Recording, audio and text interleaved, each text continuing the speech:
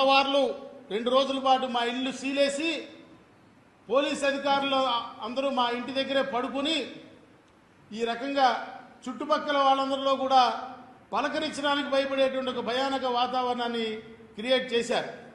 అసలు ఇదిగాక నా ఫోన్లని నేను గవర్నర్ని కలిసిన తర్వాత నా 2 మొబైల్ నెంబర్స్ ఆనాడు నేను ఉపయోగించే 2 మొబైల్ నెంబర్స్ని ఇంటెలిజెన్స్ డీజీ గారు ట్యాపింగ్ చేశాడు. నేను చేస్తున్న ఆరోపణ ఆధార సహితంగా చేస్తా ఉన్నా.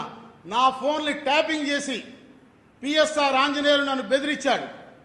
నేను ఆనాడు గవర్నర్ని కలిసిన తర్వాత ప్రభుత్వం నా మీద దాడి చేస్తూ ఉంటే ప్రధాన ప్రతిపక్ష నాయకుడైనటువంటి గౌరవనీయులు నారా చంద్రబాబు నాయుడు గారిని, ఆనాడు ఈ రాష్ట్రంలో ప్రతిపక్ష పార్టీగా ఉన్నటువంటి పవన్ కళ్యాణ్, జనసేన అధినేత పవన్ కళ్యాణ్ గారిని కలిసి ఈ రకంగా ఉద్యోగస్తులు వేధిస్తున్నారనే విషయాన్ని చెప్పడానికి వారి అపాయింట్మెంట్ కోసం ఫోన్ చేశానని, నా ఫోను ట్యాపింగ్ చేయబట్టే కదా వారికి తెలిసింది. వెంటనే నా దగ్గరికి వచ్చి నన్ను పిలిపించి ఆ యేసుబాబు అనే అధికారి దగ్గర కూర్చోబట్టి నువ్వు పవన్ కళ్యాణ్ని చంద్రబాబు నాయుడిని కలవడం మానుకోకపోతే నీవు చాలా ఇబ్బందులు పడతావని చెప్పాడు. ఇది ఆ ఇంటెలిజెన్స్ డీజీ ఆఫీసులో నేను డేట్లతో సహా చెప్తా. వారి సీసీ కెమెరా రికార్డింగ్లో నేను ఆఫీస్కి వెళ్ళిన ఉదంతం ఉంటుంది. ఆఖరికి జూన్ 1వ ఇంకా నేను వినకపోతే జూన్ 1వ తారీఖు నాడు రాత్రి 7 గంటలప్పుడు ఇక్కడ మా అసోసియేషన్ ఆఫీస్కి కింద నా రూమ్లో నేను ఉండగా ఒక అధికారిని పంపించి నన్ను వీడియో కాల్ ఫోన్ మాట్లాడమన్నాడు. ఆనాడు ఇప్పుడు నా ఫోన్లు వాళ్ళు ఏదైతే పట్టుకుపోయారో 7780729097 అనే నా మొబైల్ నెంబర్తో వారికి వీడియో కాల్ మాట్లాడిచ్చారు. ఆ వీడియో కాల్ మాట్లాడినప్పుడు నువ్వు రేపు ఉదయం 8:30లోగా సజ్జల రామకృష్ణారెడ్డి దగ్గరికి వచ్చి క్షమాపణ కోరి నువ్వు కోర్టులో వేసిన కేసులని నువ్వు విత్డ్రా చేసుకోకపోతే 8:30 తర్వాత యు ఆర్ నో మోర్, భగవంతుడు కూడా నిన్ను కాపాడాడనే పదాలు వాడాడు. నేను వారిని అడిగా, ఆల్ ఇండియా సర్వీస్ అధికారిగా ఉంటూ ఇలాంటి పదాలు పదప్రయోగం చేస్తూ ఉన్నారు, నో మోర్ భగవంతుడు కూడా కాపాడలేంటే అర్థం ఏంటి, ఫిజికల్గా ఎలిమినేట్ చేస్తారా అని వారిని నేను ప్రశ్నించా. అవన్నీ నాకు తెలీదు, ఎస్ఆర్కే చెప్పమన్నాడు, చెప్పాను అని చెప్పాడు. ఆ మర్నాడు జూన్ 2వ తారీఖు 2023 నాడు ఉదయం అచ్చెన్నాయుడు గారి సహకారంతో నేను నాడు ప్రతిపక్ష నాయకుడిగా ఉన్న చంద్రబాబు నాయుడు గారి ఇంటికి వెళ్ళాను ఈ విషయాలు చెప్పడానికి.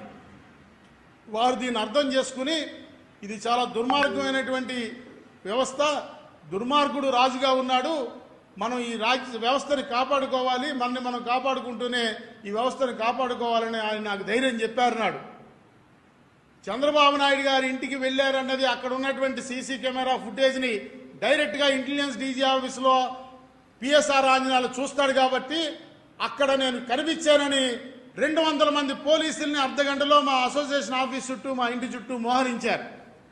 నేను వారికి దొరకకుండా వెళ్ళిపోయానని నా డ్రైవర్ని అనిల్ కుమార్ అనే నా డ్రైవర్ని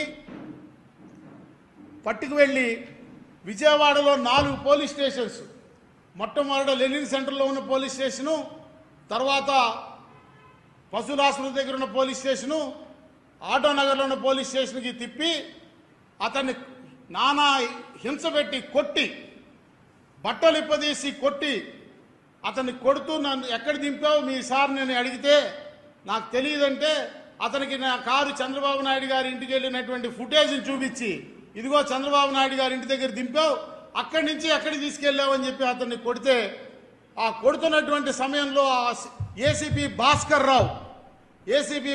రావు ఫోన్కి సజ్జల సార్ అనే పేరుతో కాల్ రావటం, దొరికాడా చెప్పాడా, ఆ సూర్యనారాయణ ఎక్కడున్నాడా దొరికాడా అని ఆయన అడగటం, లేదు సార్ అని మీరు చెప్తే దొరికితే నన్ను క్షమించాలి ఈ పదప్రయోగం చేస్తున్నందుకు, ఏసేండి ఆ లంజా కొడుకుని అనే మాట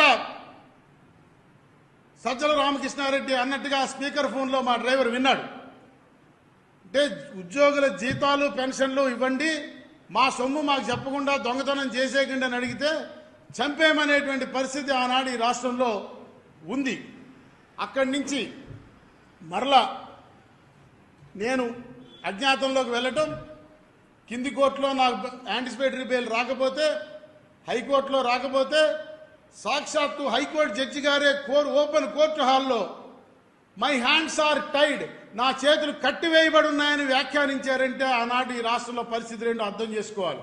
ఇది నేను ఎవరి మీద అభియోగం చేయటంలా, ఇట్ ఈస్ ఆన్ రికార్డ్. ఆనాడు కోర్టు హాల్లో ఉన్న అందరూ కూడా విన్నారు ఈ విషయం.